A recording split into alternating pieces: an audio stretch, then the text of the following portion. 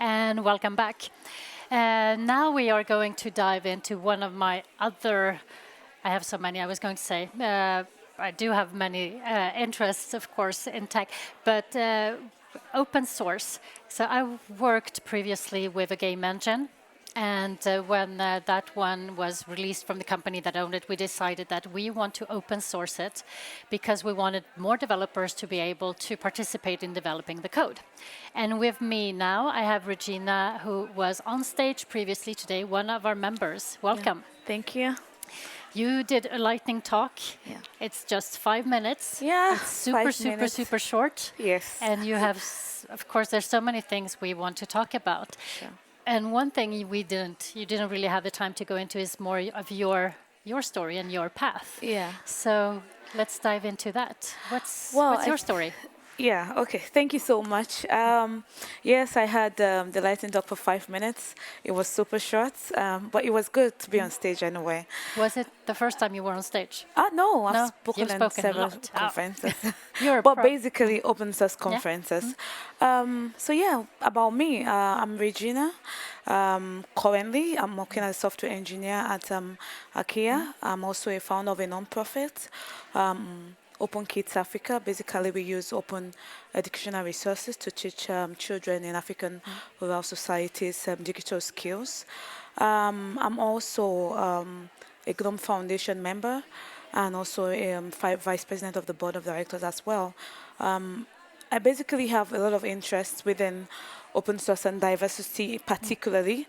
So my talks that you'll find around of me, it's basically talks about diversity or talks about inclusivity or talks about open source sustainability. So going back to how I started, so that's just a base summary. I basically came into tech after my bachelor's. I was not a science student, so more like I changed my career from being an art student to sciences, which is started mostly with databases and Love Linux. databases. Yeah, Linux project. So one of the major things that helped drive to my career was basically open source tools. As at then, that's about 12 years ago, I used more of Linux-based operating system to learn and database administrations and my coding skills as well. And I think that's why I'm still very much passionate about contributing in open source and seeing how that goes. Yeah. And I just realized that, I mean, I'm taking it kind of for granted that everyone knows what open source is. But to go into that, the open source is that the source code, the whole code for a program or library or whatever it is, you provide code open to everyone and free of charge. I think it's like, I don't remember exactly the definition of open source. I know the open source org is very particular on what it has to be with licenses, but that, as you mentioned, it's like open source makes it, it's usually free, right? Well, I mean, not all of them, right? It's always good to mention that the free in open source is basically freedom of use. Exactly. It's not basically on the price, and it's not good that we go down that argument. But it's basically freedom of use. We have more people, contributors, and maintainers from all over the world globally collaborate. More like code collaboration, submitting pull requests to basically build innovative solutions. Yeah. Because I'm thinking it also makes it more available to more people. It also makes it more available to more people. More people can remix the code and use it to build something else and adapt it to what they need. Sure. So I was kind of thinking, like, what questions to ask. It's like, so if I want to start an open source project, what are the things I need to think about? Or if I want to join an open source project, what would you say are the things? How do I go about doing that? I think there are two questions there. If you want to start an open source project, I'm going to answer in two different ways, as an individual or an organization. I think the main thing here is the goal. What do you want to achieve with your project? Because the whole idea of open sourcing your project is to allow everybody to contribute and to reuse the code the way they want it to be.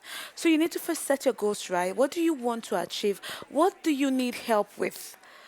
your project. So it's more like saying, I'm open sourcing this project because I need help with X, Y, Z. I know goals can be a little bit maybe tricky. Not every time you have to iterate and iterate, but it's important to have at least a first idea of what you need help with, because then when you get contributors to come into your project, you would know what to accept and what not to accept, because you kind of understand why you're open sourcing it in the first place. And other things can come up, which can be things like the community. You can take away community from open source, because communities are the ones that actually build, To yeah, they're going to help that's going to help grow it. create, yeah. So it's important you know the first thing is to know your goals, and it's in the two ways. It's both for organizations that want to in-source their projects. It's important you know why you're doing that, and why you're bringing external contributors into your project, and you want them to develop it into Word. At least have a first idea of what your goals are, and then how do you maybe know the project to contribute to? There's so many open source projects in the world. For me, I started my contribution with the GNOME project because I already started working with free desktop application. I'm an advocate for free open source desktop. So it was easy for me to choose the project I want to work with. So it's important to know why you're choosing this project. How would this project help you develop your skills, or basically build better applications that can help you to decide on which projects to contribute? I wanted to summarize it with like follow your passion. Yes, follow your passion. Absolutely. So you shared an image on stage that I think we're getting up on the screen here. It was about 6 different things to think about for creating a diverse open source, an open source project that promotes diversity. Yes. Right. And the one I wanted to know more about is like inclusive naming. It's like, I'm like, what is there naming that is not inclusive? What would that be, for example? Basically, first, there are organizations that are inclusive naming organizations. These organizations basically help organizations to basically make the naming within their developmental codes and documentation to be more inclusive. So there are several names. I could give an example. For instance, we used to have names like Manpower, now called Engineer Power. We had the Blacklist, not longer called a blacklist, is now called more like a deny list. So these are languages within development of codes and even communities that we need to be conscious about to change while we are developing codes or while we are addressing people within the open source community. There are several courses, more like I could mention one up on my head, inclusive communication and inclusive speaking at events. There are ways to address people. There are ways to reference the genders in a way that is not offensive.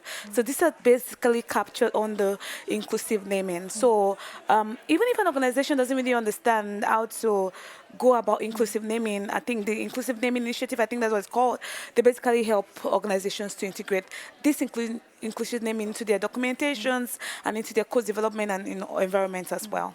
It's so interesting because you really like hit on the spot where I realize about my bias and what I've grown up with, because I'm working like in just setting up like budgets for my teams. I've been using man hours, and I just realized, oh, of course I need to change that. And the whitelist or the blacklist, change that. And I think, we have a talk this afternoon also about building trust in teams and being diverse, how important it is. So we have time for, we're wrapping up. You mentioned mentors. Yes. Did you have one? Well, yeah, starting up. Yeah, I have several mentors. Starting up, I think within the tech industry, first and foremost, I had a mentor. She was a female.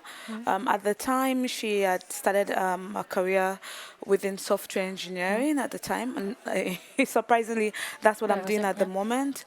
And her name is Rebecca. So she's an African. In the open source space, I had a mentor as well. Her name is Nuritsi. And these women basically helped me for the tech space, helped me to navigate my tech role in a way that is more productive. And for the open source space, it helped me to stay consistent in my contributions and the things that I really wanted to do. So I feel like mentors drive more like help you to make the right decisions, and you're not just all over the place, No, and you're but doing the things and making impacts where you're supposed to make impact in, basically. Yeah. thank you so much, Regina, Thank for you. joining. And you're staying the rest of the day, right? Yes, of course I will. Enjoy Thank the you so afternoon much. as well.